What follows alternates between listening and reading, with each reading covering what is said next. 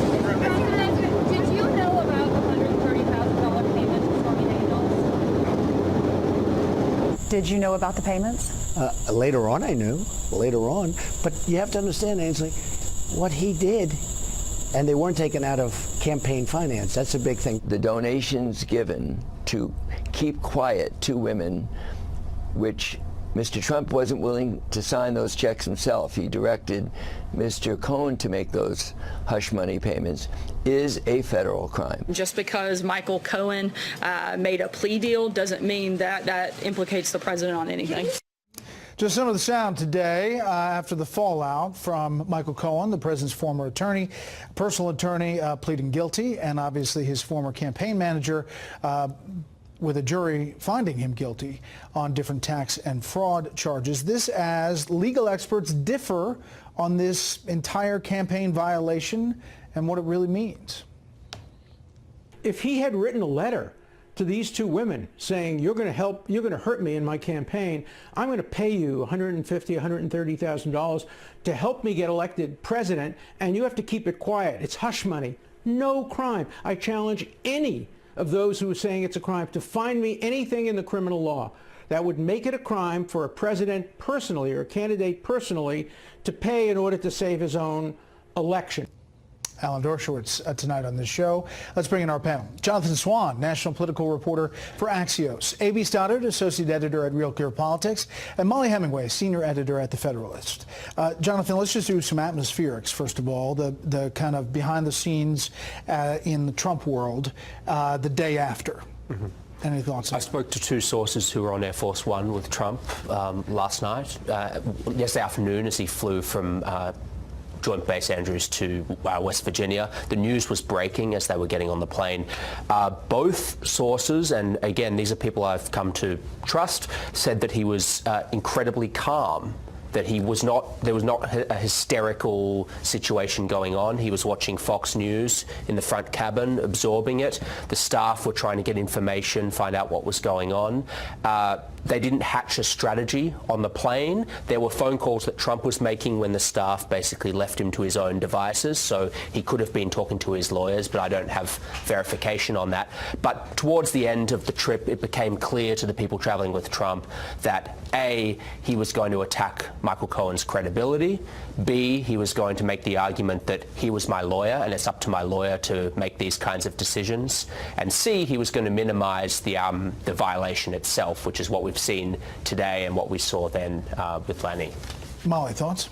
Yeah, well, Trump critics, I think, are very excited by Cohen's guilty plea. They think this is the avenue to go after Trump. But as has been discussed, it's not an open and shut case at all.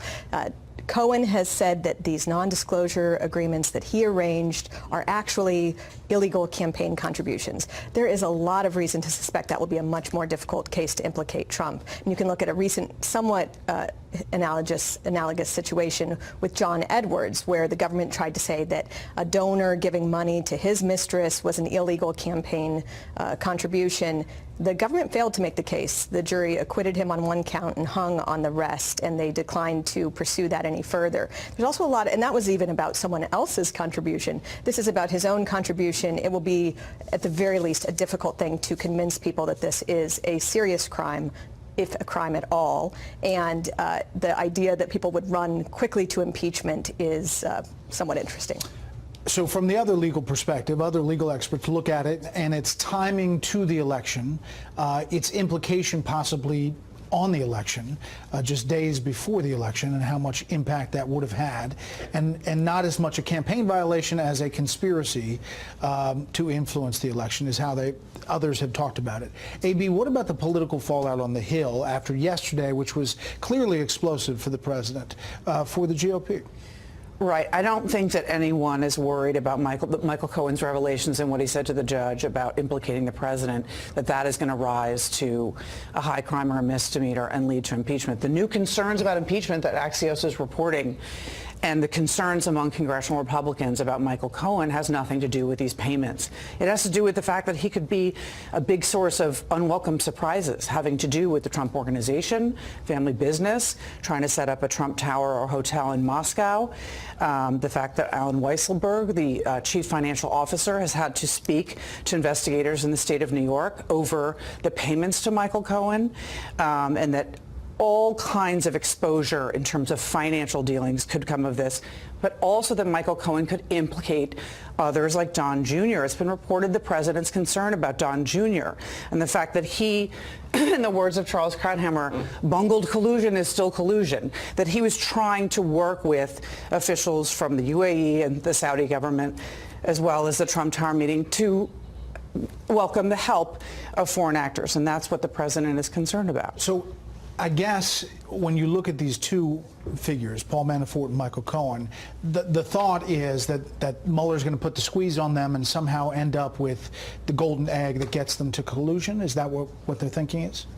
Well, again, I don't think there's any question that the Democrats are going to move to impeach Donald Trump after the election. I don't think the facts actually matter a huge amount. I think we already have enough that they're going to use to form the basis of an impeachment. I think every new fact will just be something that they add to it. We already have between 50 and 60 House Democrats already on the record saying they want to impeach this president. It's not going to take much after a midterm election for that number to get to 200. You still run into the Senate, where I can't really imagine a scenario that Mueller produces in his report unless it's, Trump's hotline to Vladimir, every morning that would actually convince enough Republicans to impeach the president. So again, it's a very academic conversation, and it could end up rebounding to Trump's advantage. And I think there's a group of people that are kind of left out of this conversation. You have two groups of people in this country, people who have wanted to get rid of Donald Trump as president since the moment he won election, and people who chose to vote for him because he said he would advance their agenda. That latter group is extremely happy, probably pleasantly surprised with how well things have gone.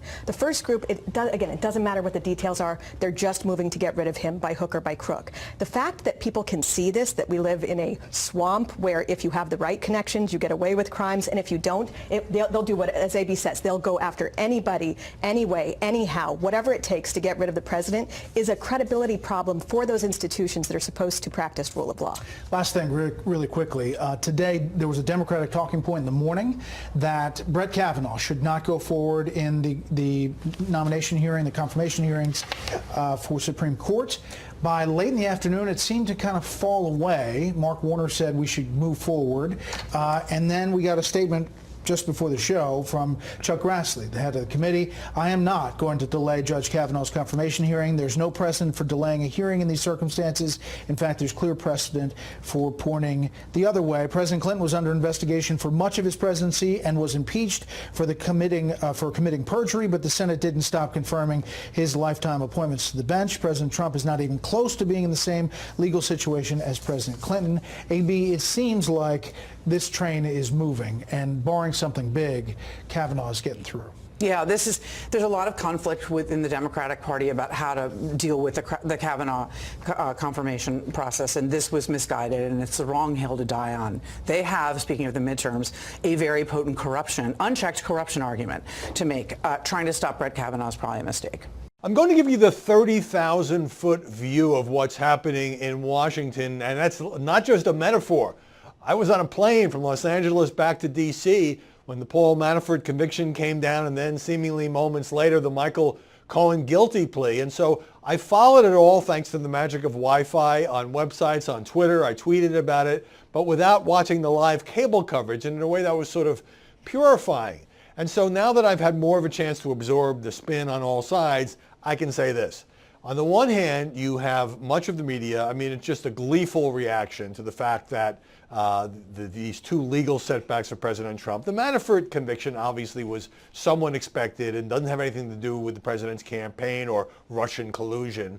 But the Michael Cohen guilty plea, leaving aside the bank fraud and tax evasion charges he pled to, when he goes into court and says, I violated campaign finance laws at the direction of Donald Trump, in arranging these two payments or being involved in payments to Stormy Daniels and Karen McDougal. Obviously, that is a big legal problem for the president. And when Lanny Davis, his lawyer, goes on all these shows and says the president, if Michael Cohen pleaded guilty to a crime, the president is guilty as well. Well, obviously, that remains to be seen. But it tells you it was not a good day for the president.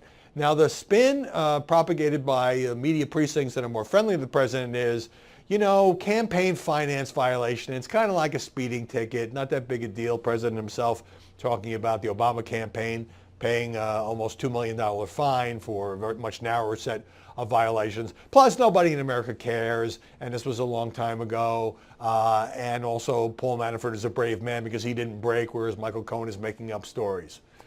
But it was telling that in that 24-hour period, nobody on behalf of the White House appeared on television. Rudy Giuliani put out a statement, talked to a couple of reporters, but while Lanny Davis was everywhere on behalf of Michael Cohen, the administration sort of held back. The president then tweeting yesterday, mostly attacking Cohen and saying this wasn't really a crime and so forth, and then pre-taping that interview with Ainsley Earhart of Fox and Friends, in which he said he knew about the payments later on, the payments to the two women, directly contradicting Cohen's account. Now, every time that I have talked about this $130,000 to the former porn star Stormy Daniels or $150,000 through American Media Inc. To Karen McDougal, the former Playboy model, I've gotten all kinds of heat from Trump supporters saying, nobody cares, 2006 alleged affair, it's just gossip, get a life, and all that. And I agree that it's very old news and it's kind of baked into the cake. But what I said, because I've watched so many of these investigations, is that the fact that there is a financial paper trail, and once it came out the president had personally reimbursed Michael Cohen for the Stormy payment, that could be legal trouble for the president, and that's what's happened. Yes, this has nothing to do with Russian collusion, another talking point on the side of those who are defending the president, and it's true. At the same time, Ken Starr started out investigating the Whitewater land deal, ended up with Monica Lewinsky and impeachment. And speaking of impeachment, been a lot of talk about that. In fact, Sarah Huckabee Sanders at the briefing said, that's the only Democrats' only message they're going to lose in the midterms. But Democrats, the leadership, the rank and file, except for like Maxine Waters and a few fringe people, aren't talking about impeachment even now. But I think Republicans would like to have the specter of impeachment there because it would help fire up the president and his troops. The bottom line, for all the spin, you can just cut through it. There's no way in which the events of Tuesday, Manafort and Cohen, were not a very difficult day for President Trump. And it's difficult to know what lies ahead. And probably, if Manafort had somehow been acquitted, that would have been a major setback for Robert Mueller. But a lot of the speculation, whether it's about impeachment, and whether it's about did Trump commit a crime and all of that, is getting out ahead of the story. A lot of this has yet to play out, but I'm here to cut through the spin, 30,000-foot view. It wasn't an apocalyptic day for the President of the United States, but it was one of his worst days in office.